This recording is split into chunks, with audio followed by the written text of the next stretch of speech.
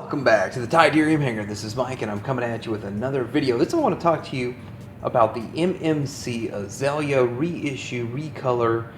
I think they did a lot of fixes to it and upgrades to it, but it's a pretty good figure and I got mine at Show Z. You can get yours there too. There'll be a link down below. It's just like 85 bucks and definitely worth the price.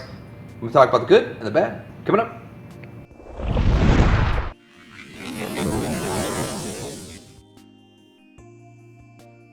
Alright, so here she is in the box. That's interesting looking box. You know MMC has their specific style of box that they use. You do have some tech specs on there.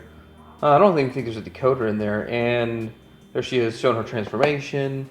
Yeah, it looks good. Gets the job done. But man, this is small.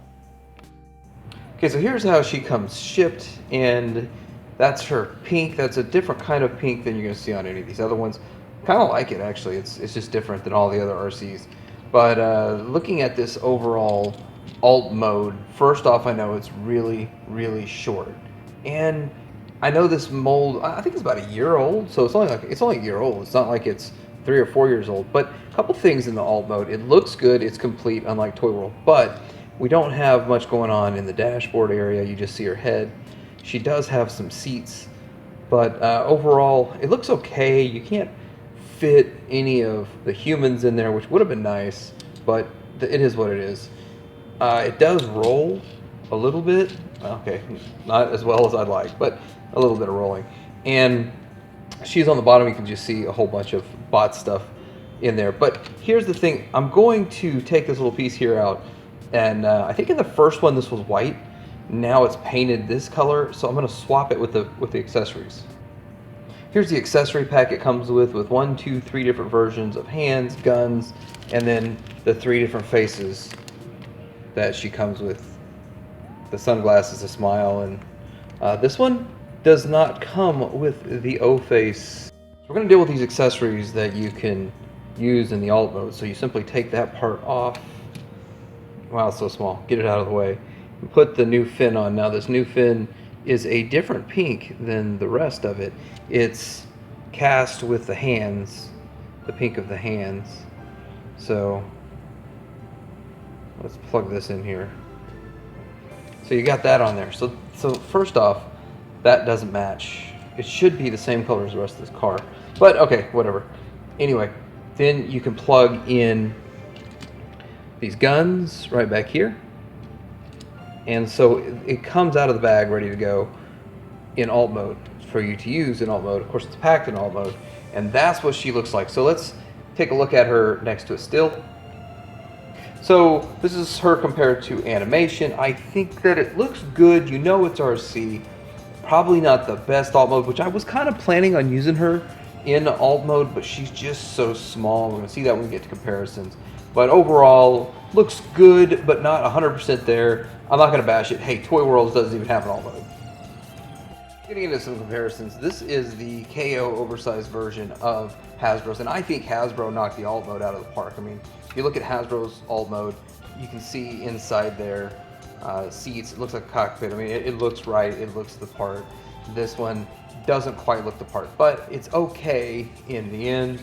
I'm going to probably keep her in bot mode now. I'm not going to have her as my alt mode percent. And this one does look good. This one looks good in alt mode. It looks great. It looks great as a team, so not a big deal.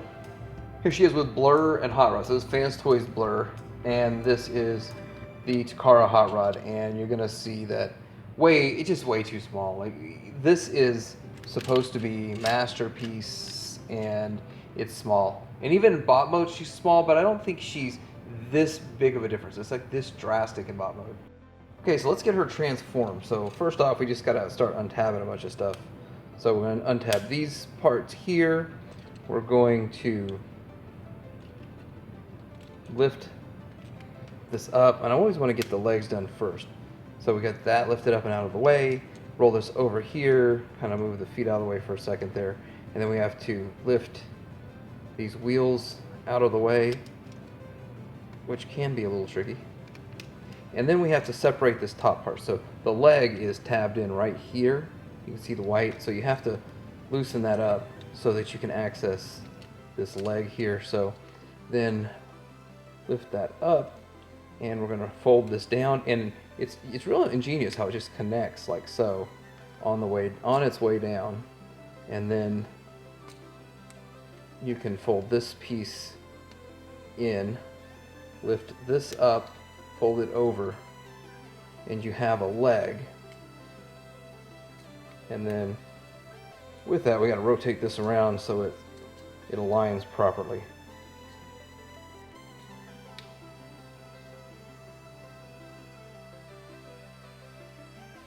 Rotate it around. I'm always afraid. It feels like this joint just feels like it's not that tight. Like it's tight. It feels like it's not that strong. So gotta be real careful with that piece. So we can do the other side now, and we're going to make sure that's out of the way. Lift up her leg and fold this out all of the way. Double joint this tire in to her leg. Fold this up and over.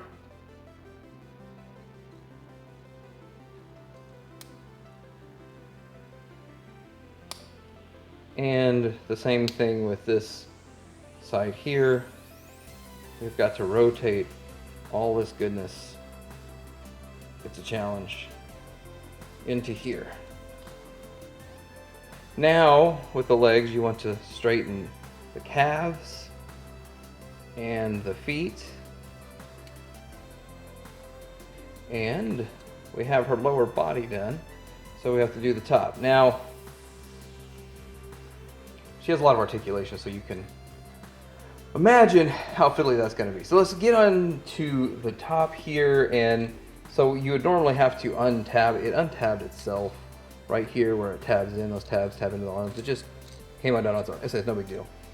All right, so we'll do one arm at a time, and you're going to straighten this whole configuration out and then fold down this. This is like a gap filler, something that Hasbro knows in the leader class line now, but doesn't know it in their Voyagers. And there we go. Let's move this camera up a bit so we can see more what's going on. All right, same thing on the other side. We're straightening out the arm, and then we're putting the gap filler in and repositioning the shoulder so all that works. She's getting close. Now, we're gonna lift her from the back here. You can see we have to lift her head up into position, and we gotta pull her chest into position too. So get that head up there, and this part back here, fold this down.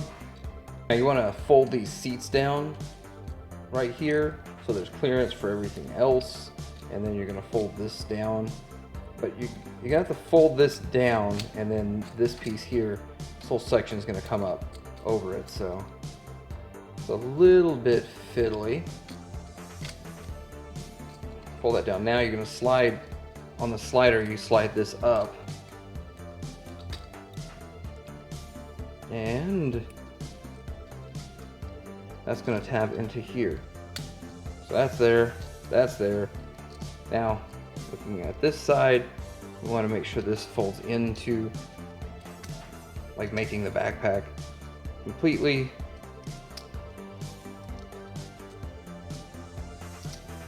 And then we're going to turn these. So one thing about this is locking this chest in place, and there is a small tab right there, and it tabs into this.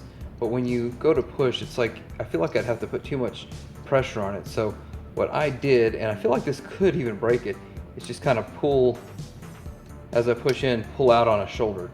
That's a little scary.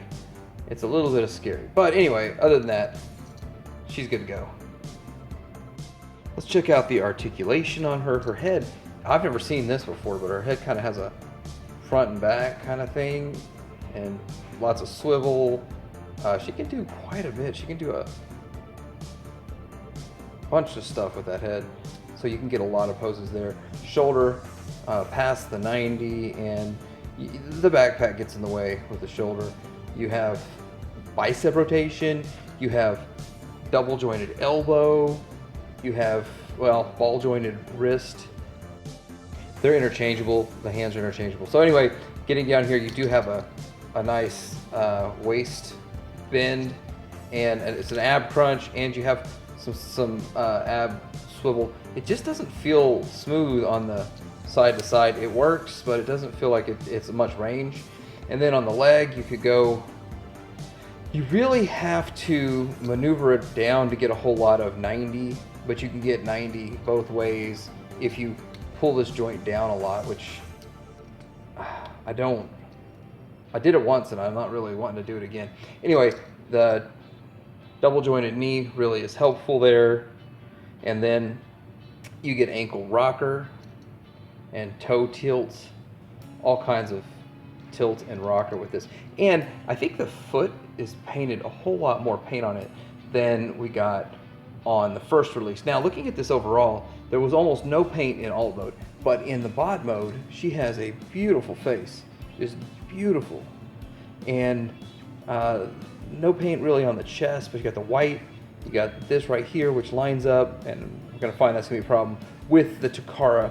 And then going down further, it seems like we have some die cast down in the legs, and so that's all painted, so it's uniform and it's shiny and it looks good. Paint on the feet, looking at her from the back. I don't want to say it's Ghibli, it's just there's a lot going on, but she just looks like a robot, an android. So not really bad from the back, looking pretty good. And she stands fine. I think they made some improvements from the first one, because I watched a couple of reviews on the first one before I got on this one, and it seems like everything everybody complained about on the first one is fixed on this, but now this one here, I don't like that the fin is a different color. All right, we're gonna get her compared to a still, and you can see that she does look pretty tune accurate. Not 100% tune accurate, but pretty close. And so with that, it's not a bad option at all. I think she looks good. She looks the part. Again, you're gonna see she is a bit short, and that is just the way they made her. They made her a little bit shorter than the rest of them. I like the taller ones, and I really don't know if they plan on having her scale with something else, but their Springer is pretty much on par. He's not short, like real short, so I don't know. Okay, so here she is compared to all the other Masterpiece RCs. And a couple of things you're gonna notice. First off, you're gonna notice she is the smallest of the bunch.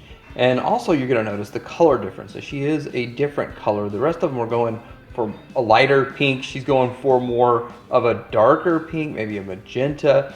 And so with all this taken into account, she's different. And I do like the fact she's different. I mean, an ocean of all RCs looking all exactly the same isn't really all that cool. But looking at this, none of them 100% nail it.